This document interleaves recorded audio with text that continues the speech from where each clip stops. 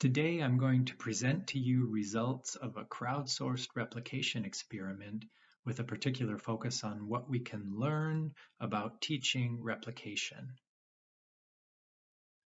The name of our study was the Crowdsourced Replication Initiative, involving 99 teams of 1 to 3 persons per team. You can read more about it in the executive report available on SOCH Archive.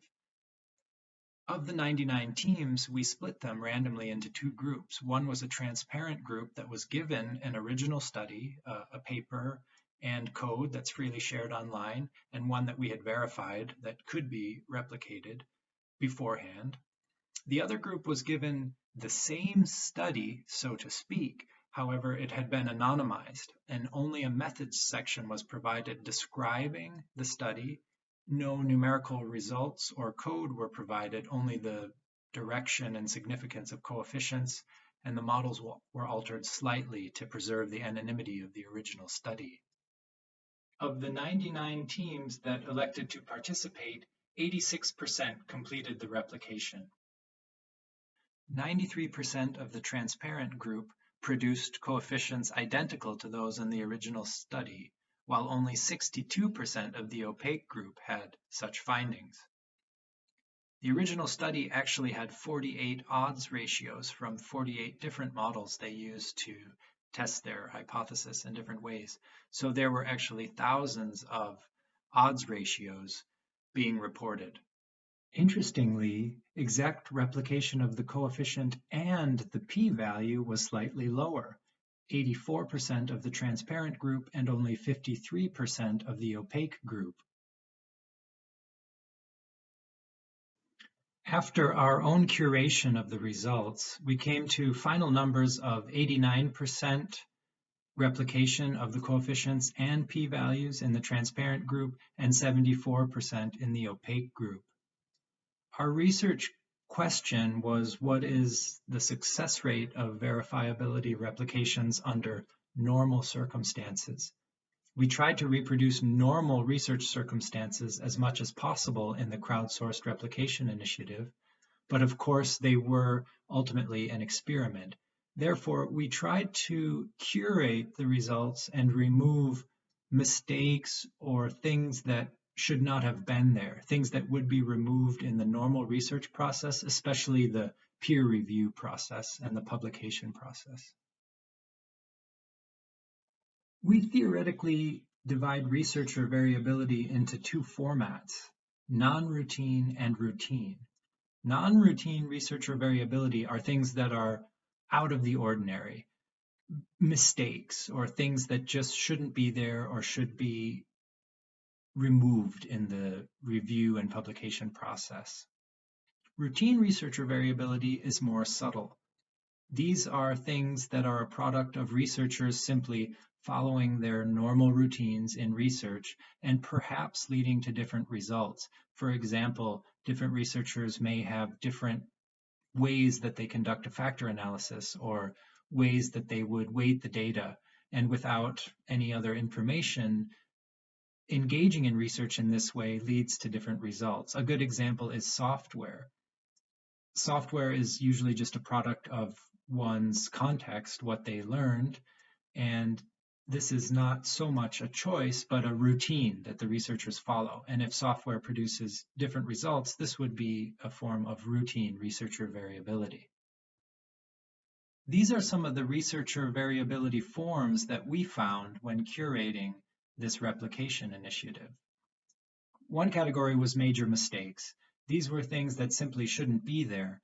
For example, a strange recoding to zeros, or forgetting to include certain variables, reporting errors where maybe copy and pasting went bad, and other things that were very much out of the ordinary. These are, for the most part, non-routine researcher variability, things that should be eliminated in the process of carefully preparing results to be made public.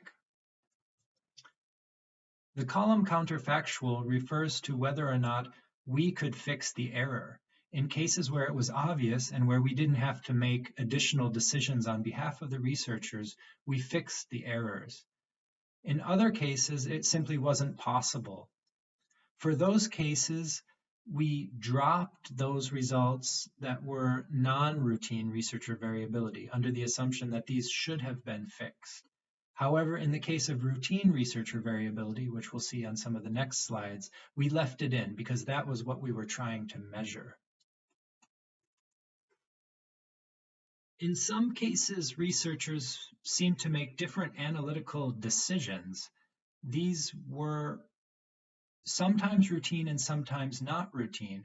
For example, using robust clustered standard errors when the original study did not would seem to be a non-routine choice. However, keeping West Germany in the data and dropping former East Germany is not so clear.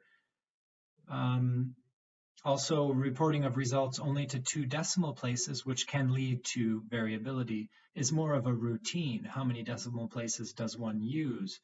There are different recommendations on that. Major mistakes were quite rare. Lesser mistakes were a little bit more common.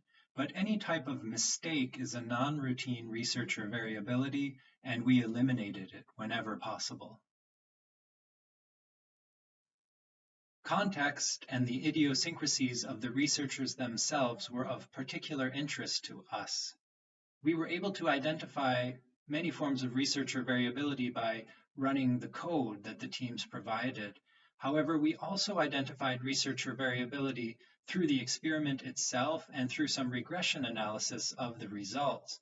For example, the skill of the researchers or the pre-existing beliefs about the original hypothesis of the original study made a difference, a very slight difference, in how likely the team was to come to an exact replication. The discipline mattered a little bit, but especially what we saw from the experiment is the quality of the materials provided. Of course, without the code and without the original paper, teams were much less likely to reproduce the original results.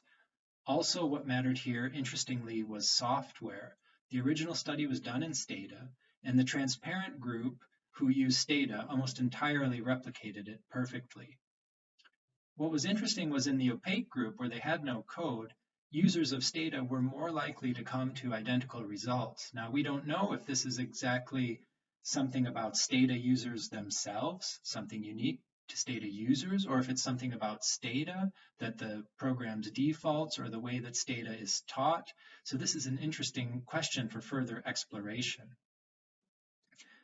On a concluding note, what I'd like to say from all of this is for students of replication or those who want to do replications, don't worry. There will be many mistakes. Many of the participants in this crowdsourced replication initiative were PhD students, but several were postdocs and some were professors, and there were all kinds of little mistakes, sometimes big mistakes. The point is that even in its most simple form of verifiability replication, for example, research and researchers isn't always reliable in the sense that there's variability. When researchers set out to do the same thing with the same data, they don't always come to the same results. This is both comforting and disconcerting. It's comforting because we all make mistakes. It's disconcerting because as much as we might not trust an original research, we might also not trust a replication.